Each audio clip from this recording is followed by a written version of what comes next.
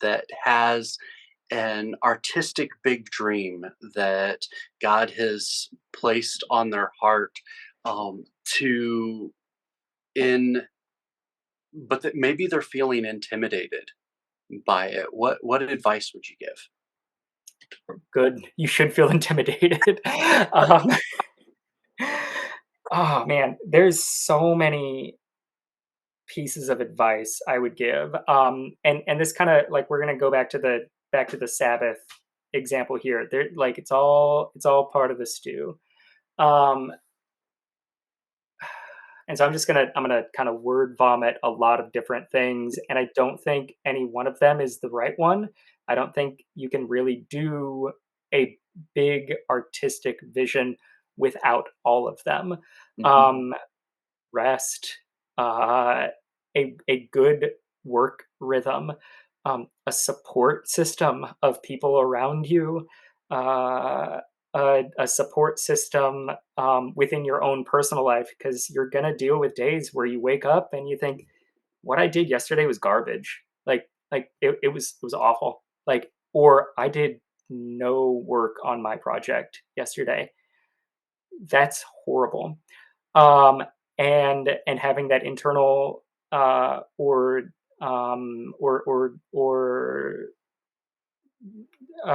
spirit led um, support framework is going to see you through those hard days.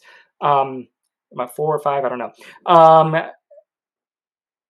Patience. One of the best pieces of advice I ever heard was most people think they can accomplish more than they can actually accomplish in 1 year, and they drastically underestimate what they can accomplish in 10 years. mhm. Um, a willingness to call garbage garbage, a willingness to have a really, really thick skin, and to have people tell you like this is a bad idea. One of my good friends, he was telling me like, Collins, like your landing page sucks. Like, it doesn't make any sense. Like, you've got to do something about it. And I'm like, well, I can't really do anything about it. Like, it's set in stone and like it doesn't open up until like I'm ready to launch, and I don't want to do it yet because I haven't told enough people. So like, can you give me something else? And he's like, well, you could probably do a YouTube video and you could make that public and you could do it better. And I was like, you know what? I already did a video. Like, that's pretty easy. All I have to do is like make it public on YouTube, and it'll cost me like 10 minutes. But like, and I had another friend, my editor told me like, hey, your landing page sucks. Like, do something about the front cover page. Okay, get it, guys. Like, it's not good. We need to make some changes here. Um, and she said like put a picture of the actual characters on the front page. Okay, I can put a picture of the characters on the front page, but like like and that's part of that support system, like having people around you that are gonna like not give you like, oh, it's nice, like having people that are gonna give you some really hard uncomfortable truths. Your work's never gonna Mhm. get better if you don't get those hard uncomfortable truths. um Having a group of people in mind, like when I first started writing, it was I'm gonna write just to write because I love to write, love it. Mhm. And then it was, well, I wrote just to write, and like nobody really understood why I was writing. And then my daughter started reading the A to Z mysteries, and I read it along with her, and I was like, oh, I get it. Like, I could do something like this, but like in my area of expertise with like history and culture and I was like, and I'm pretty sure like my kids would like it, and I know a lot of people with kids that are about my age, so like I could definitely go and talk with some of them about that project, and like make sure that like I've got several people on board that are saying, yeah, this is a good project or a good product that I like. And so know who would want to participate with your work. um and and like I think the last piece of advice would be, um don't get discouraged, and it's kind of in line with some of the other pieces of advice, but like there's going to be some days that are really hard.